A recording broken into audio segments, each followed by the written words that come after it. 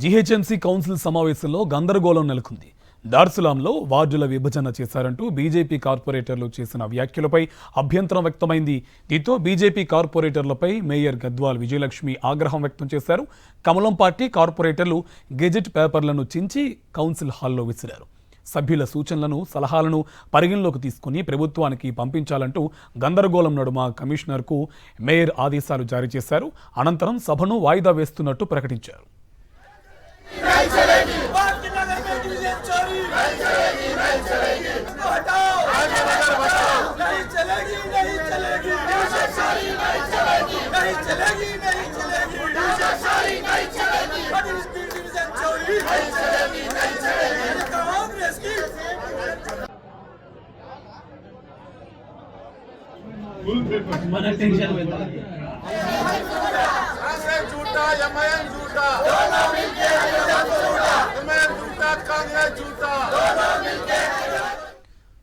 దీనికి సంబంధించి పూర్తి డీటెయిల్స్ మా కరెస్పాండెంట్ సుస్మిత మనకి లైవ్ లో అందిస్తారు. సుస్మిత, జీహెచ్ఎంసీ కౌన్సిల్ సమావేశం గందరగోళంగా నెలకొంది, డీటెయిల్స్ ఏంటి?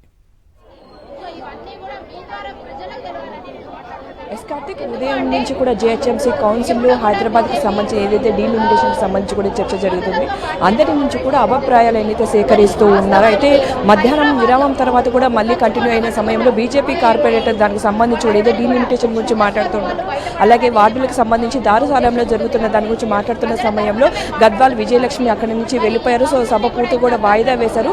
పూర్తిగా వినడం లేదంటూ కూడా బీజేపీ కార్పొరేటర్ల వైపు చెప్తున్న పరిస్థితి. సో మొత్తంగా మనం చూస్తూ ఉన్నాము, వారందరూ కూడా వచ్చి జీహెచ్ఎంసీ కార్యాలయం ముందు పూర్తిగా ధర్నా నిర్వహించిన పరిస్థితి అయితే కనిపిస్తుంది. సో పోలీసులు అంతా ఒక్కసారి వచ్చి వారిని ఇక్కడి నుంచి పంపించే ప్రయత్నం అయితే చేశారు. సో ఇక్కడ కొంతమంది కార్పొరేటర్లు ఉన్నారు, సార్ మాట్లాడించే ప్రయత్నం చేద్దాం.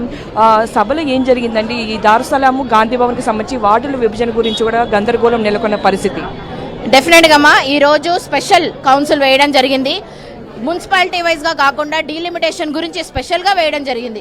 మరి ప్రతి ఒక్క కార్పొరేటర్ లిమిట్స్లో ఎన్నో ప్రాబ్లమ్స్ ఉన్నాయి. మరి అందరూ కూడా పార్టీకి అతీతంగా మాట్లాడాము. కానీ మనము ఏదైతే డీలిమిటేషన్ జరిగిందో, ఏ పారామీటర్స్ వాళ్ళు ఏ పారామీటర్స్ అనుసరించి ఈ బౌండరీస్ అనేది వేయడం జరిగిందో అది అశాస్త్రీయబద్ధంగా జరిగిందని మేము చెబుతూ ఉన్నప్పటికీ కూడా దానికి ఒక క్లారిటీ అనేది మాకు ఎవరు కూడా ఇవ్వలేదు. ఎందుకంటే ఈ యొక్క కౌన్సిలే మా అందరు కార్పొరేటర్స్కి ప్లాట్ఫామ్ ఉంటుంది, ప్రజా ప్రతినిధులం కాబట్టి వాళ్ళ యొక్క వాయిస్ని మేము ఇక్కడ రేస్ చేస్తాం. కాబట్టి మరి జరగబోయే ఫ్యూచర్లో కూడా ఈ డీలిమిటేషన్ ఆధారంగానే ఇన్ఫ్రాస్ట్రక్చర్ కానీ పొలిటికల్ బ్యారియర్స్ కానీ ఇవన్నీ కూడా దీని మీదే ఆధారపడి ఉన్నాయి. కాబట్టి ఇంత సెన్సిటివ్ ఇష్యూని అర్జెంట్ చేసి పడేయడం అనేది చాలా శోచనీయం. ఎందుకంటే we have a right to speech.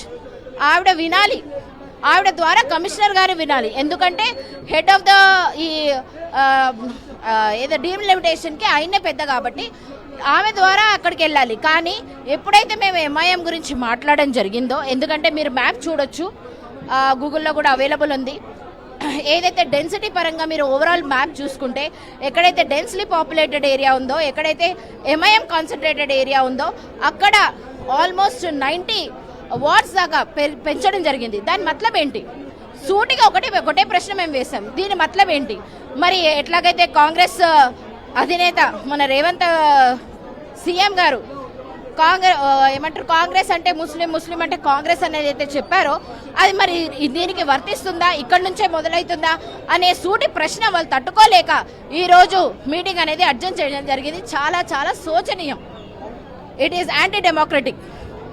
చూస్తున్నాం కదా, ఉదయం నుంచి కూడా మొత్తంగా దీని గురించి చర్చ అయితే జరుగుతూ ఉంది. చర్చ జరుగుతున్న సమయంలో పూర్తిగా దానికి సంబంధించి కూడా ఏదైతే 300 వార్డుల డివిజన్స్ అవుతాయో ఆ 300 డివిజన్స్లో మొత్తంగా కూడా కోటికి పైగా కూడా ఉంటారు, 1,34,00,000 మందికి పైగా ఉంటారు.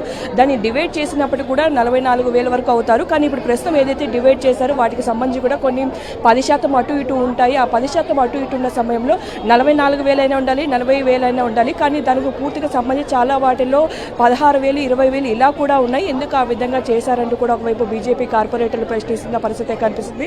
పూర్తిగా కూడా మేయర్ గద్వాల్ విజయలక్ష్మి దాని గురించి పట్టించుకోకుండా ఊరిక సభను వాయిదా చేశారని కూడా చెప్తూ ఉన్నారు. ఇక్కడ మరి కొంతమంది అసలు మాట్లాడించే ప్రయత్నం చేద్దాం. ఉదయం నుంచి కూడా అభిప్రాయాలు అయితే సేకరిస్తూ ఉన్నారు. పూర్తిగా ఫైనల్ సభ వాయిదా వేశారు.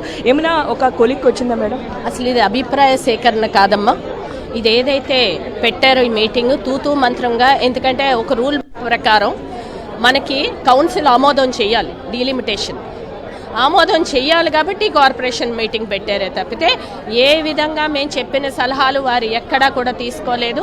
ఏదన్నా సరే మీరు లెటర్ రూపంలో సబ్మిట్ చేయమంటున్నారు. వాళ్ళు రేపు డిసైడ్ చేస్తాము అన్నప్పుడు 3000 లెటర్స్ కాలనీల నుంచి, పబ్లిక్ రిప్రజెంటేటివ్స్ నుంచి, రాజకీయ పార్టీల నుంచి వచ్చినప్పుడు 3000 లెటర్స్కి మీరు సమాధానం ఎప్పుడు చెప్దాం అనుకుంటున్నారో దీనికి ఖచ్చితంగా గడువు ఇవ్వాలి, గడువు ఇచ్చింది మీరు చెయ్యాలి అన్నాం. ఎంఐఎం అంటే తప్పంట, మళ్ళీ ఏంటంటారు మైనారిటీ అంటే తప్పంట. ఒక్కసారి ఈ మ్యాప్ చూడండి అమ్మా, ఇందులో క్లియర్గా మీకు తెలుస్తుంది ఏంటి సైజెస్ ఆఫ్ ద డివిజన్. ఒక 5వ క్లాస్ పిల్లవాడు చూసినా ఆ సర్కిల్స్ చూసి జాగ్రఫీ చదువుకున్న 5వ క్లాస్ పిల్లాడు కూడా this is small, this is big అని చెప్తారు. అలాంటి మ్యాప్ గురించి ఇక్కడ క్లియర్గా చూపించి మేమందరికీ సమానంగా చేసాము, ప్రాపర్గా చేసాం, న్యాచురల్ బౌండరీస్ తీసుకున్నాము అంటే న్యాచురల్ బౌండరీస్ ఓన్లీ చిన్న డివిజన్ చేయడానికి న్యాచురల్ బౌండరీస్ గుర్తు రాలేదా వాళ్ళకి? ఎంఐఎం అనకూడదంట, సరే మైనారిటీ అంటాం. మైనారిటీ అంటే ఏంటమ్మా? ఇట్ ఈస్ ద పాపులేషన్ ఎక్కడైతే లెస్ ఉంటారో వాళ్ళ మైనారిటీ అంటాం. అందులో తప్పేముంది? మేయర్ గారు ఎంఐఎం అన్నా తప్పే, మైనారిటీ అన్నా తప్పే, అలా చేస్తున్నారు. అలాగే 266 జీవో ఉంది. 260 జీవోలో 150 to 200 డివిజన్స్ ఎలా చేశారో ఆ జీవో ప్రకారం చేశారు అని చెప్పారు. మరి ఆ జీవో ప్రజాప్రతినిధులైన మాకు ఎందుకు ఇవ్వలేదు? చూస్తున్నాం కదా మొత్తంగా ఏ ప్రాతిపదికన ఈ డివిజన్స్ అనేది చేశారు. సో పూర్తి కూడా దానికి సంబంధించి కూడా ఉదయం నుంచి కూడా ఎటువంటి అభిప్రాయ సేకరణ జరిగేది, ఇది ఊరికే నామకే వాస్తు జరిగినట్టుగా కూడా తెలుస్తుంది. సో చివరిలో కూడా బీజేపీ కార్పొరేటర్ అంతా వాకౌట్ చేయడంతో కూడా సభను వాయిదా వేసినట్టుగా కూడా తెలుస్తుంది. Karthik, thank you Susmitha.